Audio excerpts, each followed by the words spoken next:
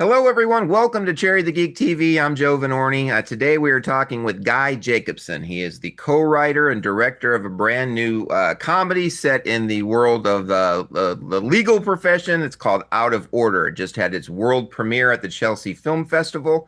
Guy, welcome to Cherry the Geek TV. Thank you for having me. Set up the film for people. What's the premise of Out of Order? Basically, Brandon Routh is playing a young attorney that is getting dumped by his supermodel girlfriend in the beginning of the film.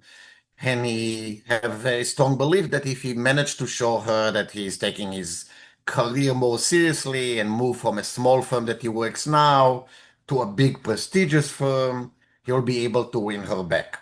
So he take a job with a big Wall Street firm. And before he managed to quit his small firm job, his boss asked him to do him a favor and work one last case. So he agreed to do it. And very quickly, he then ended up working in both law firms at the same time. And as the film escalates, he finds out that he represents the defendant in one law firm and the plaintiff on the other law firm in the same case, and all chaos ensues. Yeah, that's when the hijinks begin. You co-wrote the film as well as directed it. What's the genesis of the story? What inspired you to come up with the premise, and why did you want this to be a film that you wanted to be a part of as a director as well? So many, many years ago, when I actually was a lawyer and I was in law school and I was working actually at two law firms, not at the same time, but during the summer as a summer associate. And at the time, I was a poor student and I was thinking, I remember saying, it could have easily worked at both of those massive law firms at the same time. Nobody would have known. And then I could make double the salary. And so that idea, I wrote down. I said, when I go back to writing books and movie scripts, and because that's my where I came from before I went to law school. Jewish mother, you have no choice. You have to be a lawyer, a doctor, or an engineer. As when I started writing, I said it will be much funnier. I'm a corporate lawyer, or was, if I do it as a litigation and end up in court and allow a lot of this chaos to ensue. So that's how the idea actually came across. So a lot of people, I think, when they think of the legal profession and they think of courts, it's very serious. Everybody's professional. From your experience in that, does anything ever wacky happen like this? Oh, Can you give an example of something? yes. So I clerked in federal court in California. And we had a woman that was suing the city and county of San Francisco for various offenses, including placing a pain device inside of her head and body, having the mafia, having a conspiracy with the police to park a lot of cars around her house. Fire trucks were following her and making a lot of noise. TV stations were actually broadcasting through the pain devices in her head. And the funny part is that she filed a lawsuit for $1 billion, and the city of San Francisco forgot to answer the ridiculous claim. So we actually entered a judgment against the city of San Francisco for $1 billion for doing all of these offenses. And then actually all hell ensued because the mayor was not happy that he owes $1 billion to this woman. Uh, Brandon Routh stars in the film as John and Jack. He's also a producer. Talk about casting him, what he brings to the role, and what qualities does he have as an actor that made him a perfect fit to play this dual performance? So I was just in breakfast with Brandon, who I love dearly. Is just a great, great actor, and so what I think that this role required was somebody that can do beyond just being charming, which he is, and good looking, which he is, and deliver great lines in a perfect timing, which he can do. Is somebody who can do physical comedy. The time that you've John Curry and Robert, Mrs. Doubtfire. Sorry, I can't believe I'm very, very jet lagged. I just landed in New York for the film. So this style of film where you need to move and you need to do things, that's not as easy to do. And Brandon, watching him in Legends of Tomorrow and some others, does actually have the ability to do physical comedy. And that, in combination of all of the rest, made him, for me, the perfect fit for this role. He's also a producer on the film. What was his role as a producer? Has he stepped into the role of producer before? Or is this his So first? I don't think that he stepped for the role of producer before. What he did, which I'll forever be thankful, the way I direct is I like to allow my team, both, and let's go from anybody, from the extras, obviously, to the cast and to the crew. And I tell them, listen, please lend me your genius. Let's make it a collaborative effort to make a much better film than what I can write or direct. And what Brandon brought to in the producing stage is allowing. So he actually is the one that recommended to bring Sam Huntington, he's actually friends in real life, to play his best friend in the film, and that chemistry made the film so much better. When you see them go off each other and playing ping pong and the pace, I don't know if you've seen the movie His Girl Friday, when the pace is kind of faster than real life. That's what I was aiming for. So him feeling comfortable that it is his film as well, that his ideas are beyond welcome, that he allowed the film to get better. So that's was a blessing. Besides Brandon, amazing cast in this film. Let's kind of go through them one by one. You already mentioned Sam Huntington. Let's talk about him. He plays John's friend Paul, his Yep. coworker. What was Sam like? What did he bring to the role? Sam is, you seen he's absolutely hilarious. And he is kind of the smart ass, wise, like crack. It's like can't take things seriously and keep John and in check the whole film. But the way that they bounce off each other is out of this world. I mean, it's make the film so much fun to watch because they're so good together. And he's just a brilliant comedic actor on his own and such a pleasure to work with. So I was very fortunate that Brandon recommended him. And then I got to see, being human and seeing his work. And I said, oh, thank God, Brandon. So big names in this film. Brooke Shields plays Danielle. What was it like getting to work with her, and what did she bring to the role of Danielle? So people forget that Brooke Shields is actually a great comedic actress. And if people remember suddenly Susan or so on. So she's she's the ultimate professional, right? So speaking about Brooke Shields, and she joined the cast.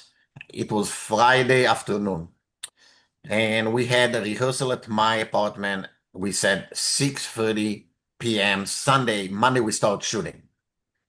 6:30, 00:00, knock on my door, Brooke Shields there. Not a second late. I actually told the book, you could have, if you were there early, you could have knocked on the door and come in early. No, no problem at all. And then the first day of the shooting, she was not supposed to be there. There was a scene in which she was just there needed to be on the phone. I said, no, I am going to be there. I'm going to be the one reading to Brandon in the conversation. It's going to be me. It's not going to be the first AD or some extra. And that kind of level of dedication to the film and professionalism brought everybody else to that kind of we're in it together, we are going to do it. And she's just such a pleasure to work with and so funny. I've been so blessed because the cast of this film is insane. Another person in the film is Sandra Bernhard, who plays the judge. She's been around, great comedic actress. People would know from Martin Scorsese's The King of Comedy way back in 1983. Talk about working with her. So again, Sandra is again such a first, as you said, this is a comedic genius and a legend, right? And one of the things that I wanted to do in the film is from all of the roles that were like the most accomplished, powerful, are all women, right? It's the two guys that don't have their act together, Sam and Brandon. But Sandra is a judge, and Brooke Shields is the partner in a major law firm, and we'll get to, Krista Rodriguez is a very accomplished scientist. So the women have their act together. And Sandra, she delivered and she had from the facial expression and the kind of commanding presence. So I wanted somebody that when you see her playing the judge, you're like, that's who you needed to have as the judge. There's so many great actors in the film, and we could go through each of them one by one. But I have a few other things I want to talk about. But I must Sure. ask you about one more actor because he was my favorite. Luiz Guzman plays Gustav, and he's fantastic. Talk about Luis. Man, he just knocks every scene he's in out of the park in this film.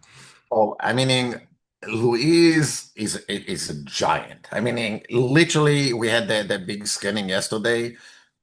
All you need to do is he's on screen and the crowd is already laughing. I mean, it doesn't need to do anything. I mean, he has just this presence that he in a comedy.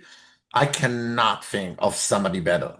And when I work as a director, I really do allow my actors to, and I tell that to them. I said, please lend me your genius. It's not what I wrote. Let's do it together. And Luis was able to run with things, and his acting and his timing and his ideas, I have no idea how his brain works. But the guy's brilliant. I would love, love, love to work with him again. He's absolutely fantastic. I want to ask you about the state of comedy in the film business, right? It seems like comedies have been abandoned over the past 5 years, especially by the major studios. Why do you think that is? So I think that it might be a combination of a few factors. First, I think comedy is hard, right? I think that people, as things get more spread apart and people are more fanatic about specific things and more passionate about those tiny little things. A broad comedy is hard to do because you need to make people with different beliefs, different experiences, different ages, different, everything laugh at the same thing. It's not easy. It really is hard.